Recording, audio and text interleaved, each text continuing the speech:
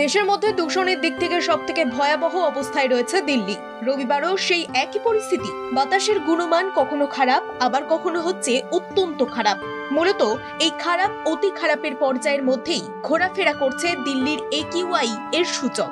রবিবার সকালেও ঘন ধোঁয়াশার চাদরে মুড়ে থাকতে দেখা যায় রাজধানীর আকাশে। সিপিসিবি বা কেন্দ্রীয় দূষণ নিয়ন্ত্রক পর্ষদের তথ্য বলছে, দিল্লির বাতাসের গুণমান সূচক রয়েছে 366-তে, যা অত্যন্ত খারাপ বলে বিবেচিত হয়। তবে দিল্লির বেশ কিছু জায়গাতে বাতাসের গুণমান 400 এর উপর রয়েছে, যা অতি ভয়ানক। এই কারণেই দিল্লিতে দূষণ পরিস্থিতির কোনো বদল তেমন ভাবে লক্ষ্য করা যাচ্ছে না।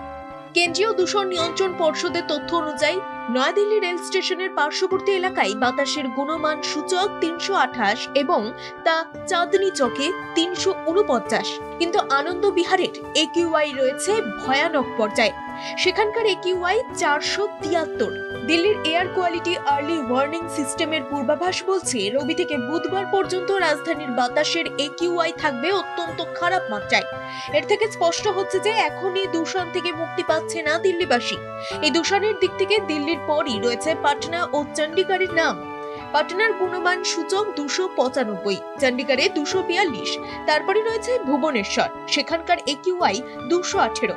তবে কিছুটা ছবির বদল রয়েছে বেঙ্গালুরু, হায়দ্রাবাদ ও চেন্নাই। এই সবকটি জায়গায় AQI সামান্য খারাপ অবস্থায় রয়েছে। আর সব থেকে ভালো অবস্থায় রয়েছে কর্ণাটকের চামরাজনগর, মিজোরামের আইজল, কেরলের তিরুঅনন্তপুরম ও আসামের গুয়াহাটি।